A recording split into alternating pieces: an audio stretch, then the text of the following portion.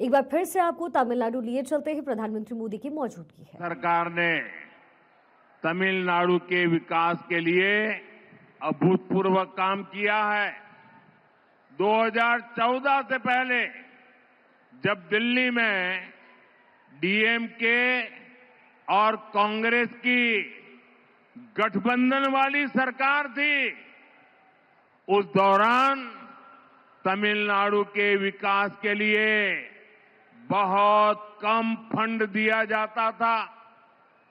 बीते 11 वर्षों में केंद्र की एनडीए सरकार ने सिर्फ डिवॉल्यूशन के माध्यम से करीब करीब 3 लाख करोड़ रुपए तमिलनाडु को दिए हैं। ये कांग्रेस डीएमके उनकी जो गठबंधन वाली सरकार थी, केंद्र सरकार में वो जो करते थे उसकी तुलना में करीब 3 गुना अधिक दिया गया है।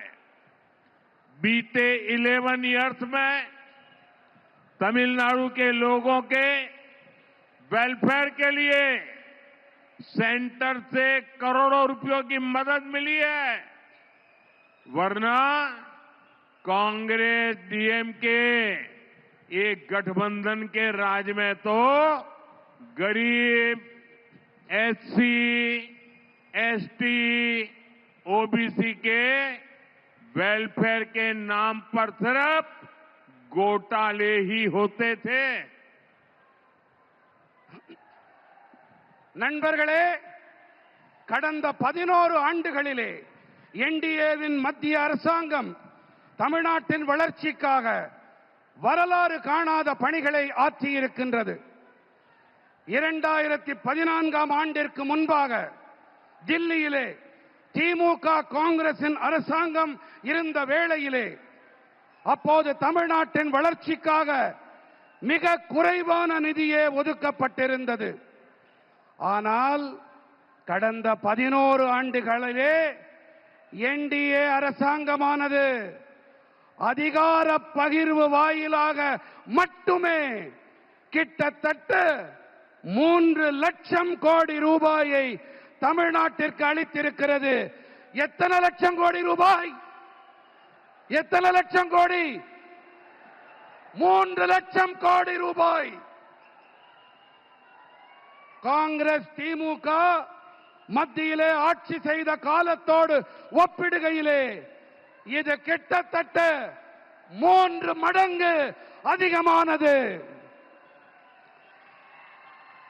இது மட்டுமல்ல, கடந்த 11 ஆண்டுகளிலே தமிழ்நாட்டு மக்களின் நல்வாழ்விற்காக வேண்டி மத்திய அரசு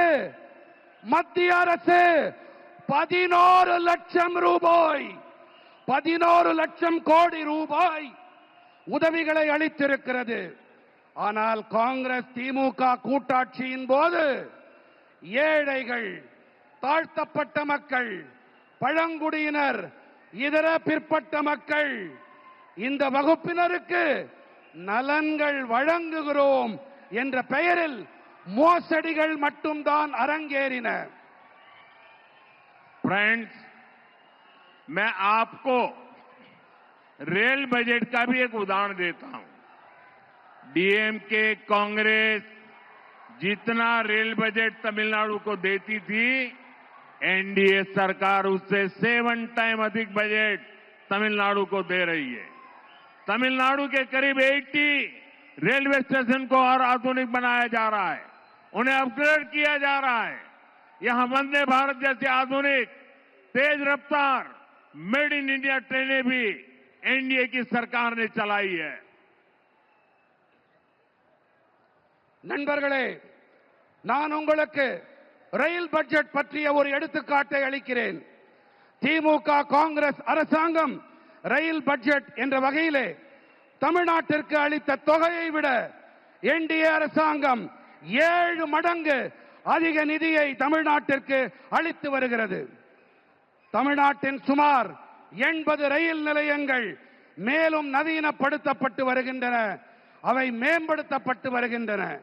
இங்கே வந்தே பாரத் போன்ற நவீனமான விரைவாக செல்லக்கூடிய இந்தியாவில் தயாரிக்கப்பட்ட ரயில்களையும் கூட என்டிஏ அரசாங்கம் தான் இயக்கி இருக்கின்றது. फ्रेंड्स, तमिलनाडु की बहुत बड़ी ताकत हमारे किसान है, हमारे फिशरमैन है।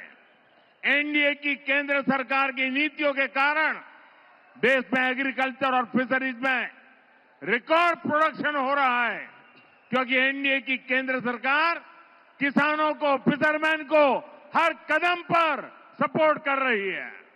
நண்பர்களே, தமிழ்நாட்டின் மிகப்பெரிய பலம் என்று சொன்னால் நமது விவசாயிகள், நமது மீனவர்கள் தாம்.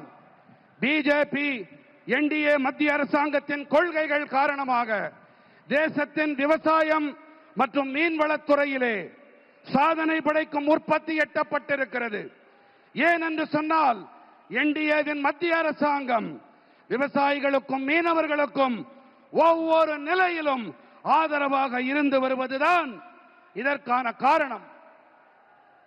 पहले किसानों के बैंक अकाउंट बहुत कम होते थे. एनडीए सरकार ने बैंक अकाउंट भी खोले और पीएम किसान सम्मान निधि जैसी स्कीम भी शुरू की.